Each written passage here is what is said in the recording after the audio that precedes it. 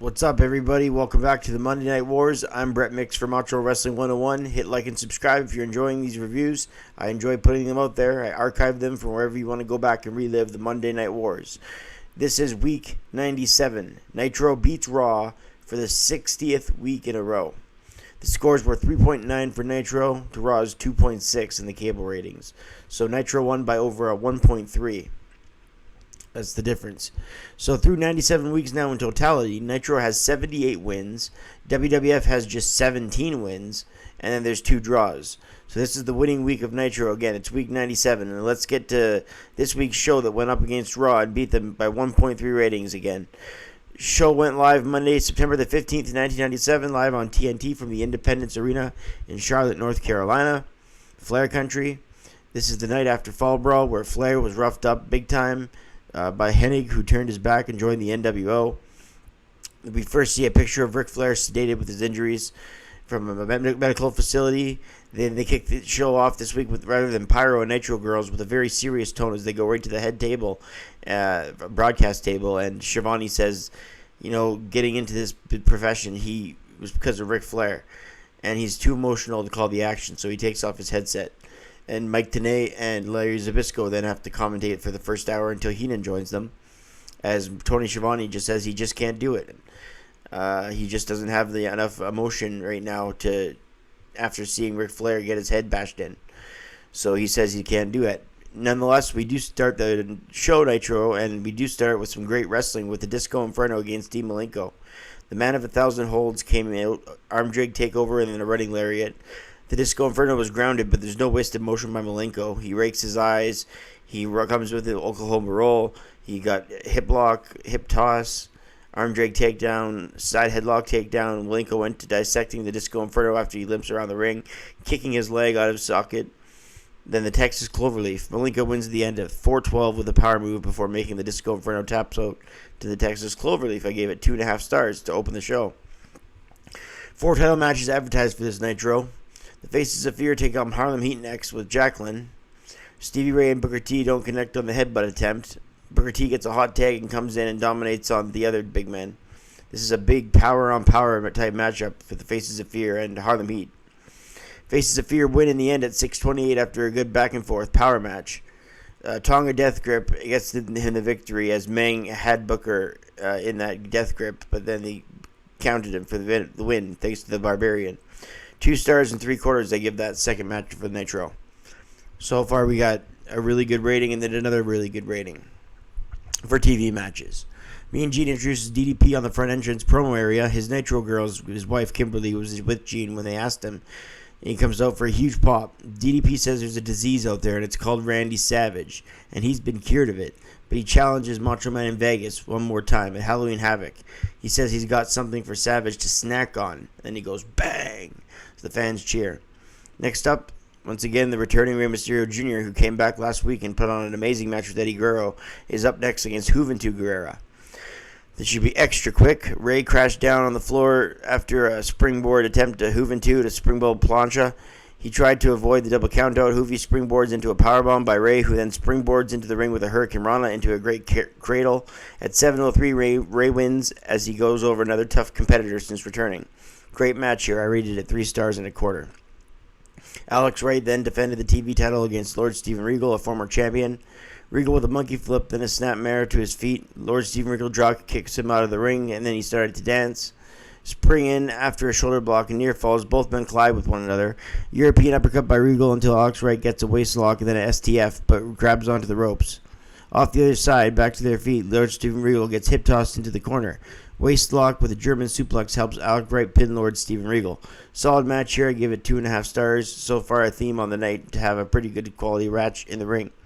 Mean Gene Okerlund is with Ray Traylor as he shows up a clip from last week from getting the nWo sprayed on his back.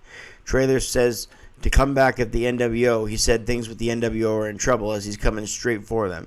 So just a good promo, a good segment for Ray Traylor to try and look serious against the New World Order. Next up, we have the Giant taking on Konnan. Konnan in the nWo, of course, but this was a very dominant match for the Giant. He squashed him in a 303, so it wasn't a complete squash, but it was basically a squash with a good wrestler in there, like Konnan. Nicely done for what it was, but I can't give it over a star and a quarter for a 3-minute squash match, which was a little bit better for squash matches because it did go 3 minutes, and Konnan's a valuable opponent. They talk about Curt Hennig betraying WCW last night at Fall Brawl and how he was in the War Games, and that's all they talk about pretty much for that segment. Then we get Stevie Richards versus DDP. Stevie runs to the ring. Stevie clotheslines DDP on the middle rope, then went to work on DDP. Raven, they show him in the crowd expressionless with his face. They're doing that because Stevie Richards is wrestling, and of course Richards has been with Raven in the last few weeks. A fireman's carry into a diamond cutter. DDP wins at 3:37 after hitting his finisher just in the mid-air out of nowhere. That's what made it so the fans, I was going to say poppable, because the fans popped every time they went out and hit it.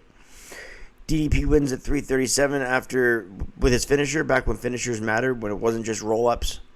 Awesome diamond cutter variation from a backbreaker into a diamond cutter in mid-move, in mid-ring, in mid-spot by just changing the backbreaker into a diamond cutter out of nothing. Gave the match a star and a quarter. Raven came in and slapped Richards in the face and then kicks him out of the ring to the floor. Tenay says this relationship is confusing between Raven and Richards. Well, if it's not confusing, I'm certainly lost, so it definitely is confusing. Next, the Outsiders, who had 6 with them, take on Mortis and Wrath, who had Vandenberg with them, for the WCW Tag Team Championship. A rare title defense on Nitro for the Outsiders, but it's against Mortis and Wrath. Tenay notes that Hall and Nash could be sore from last night at the War Games. Hall smacks Mortis around like he's one of the jobbers in early 1993 Raw, where Razor Ramon got to beat on them for 5 minutes. You know how he'd slap them around like that. That's what he tried doing with Mortis, but then he realized, wait a minute, this Mortis is like sort of a monster, so he comes back into the match with a big right. Mortis caught off the side ropes, and Scott hit a follow-away slam on him. Wrath comes in, and Hall spits on Wrath. Nash gets tagged in and poses. Wrath and Mortis do their damnedest, but the Outsiders' control is just too much. Jackknife attempted, but the Wrath came out in and Hall with a lariat to the floor for Wrath. Nash signals to the end for Mortis with a jackknife powerbomb. The Outsiders won at 5:59. I gave the match a star and 3/4. The nerve of the nWo to have a party in the home of Ric Flair, says Tenay. Hennig then comes out on Flair Country in his robe. The nWo are having fun. Hennig talks to Bischoff about what he did to Flair's head at Fall Brawl, smashing the cage door into it. Bischoff says to Macho Man that DDP wants a match at Havoc, and Savage stayed true to his character, and he said it would be an honor. Again, ripping apart the Curt Hennig, Arn Anderson, it would be an honor segment. Still ripping on it is Savage and the nWo. Hogan says the match with Piper at Halloween Havoc, it'll be just like his other matches with Piper, and I don't know why he said that, because Piper usually wins. Hogan says, Piper, what you going to do when the nWo run wild on you? Typical nWo, we run the wrestling type promo as they all hug and everybody goes along that way. Ultimo Dragon versus Eddie Guerrero. This is a really good back and forth match. I give it 3 stars and a quarter. Eddie retained at 6:05 after a frog splash. He did this after Ultimo came with a big-time sleeper to Eddie, but he got out of it. Guerrero caught him and gave him a big shoulder breaker, a huge tilt-a-whirl shoulder breaker, then the frog splash after he worked over Ultimo Dragon's shoulder for most of the match. Eddie retains the Cruiserweight title, 3 stars and a quarter. Steve McMichael took on Curt Hennig in the main event. Both guys in black and buffer with the pre-match call. Curt Hennig went to work on the leg of Steve Mongo McMichael and ended up winning with the perfect plex at 6:33 to become the new world's United States champion.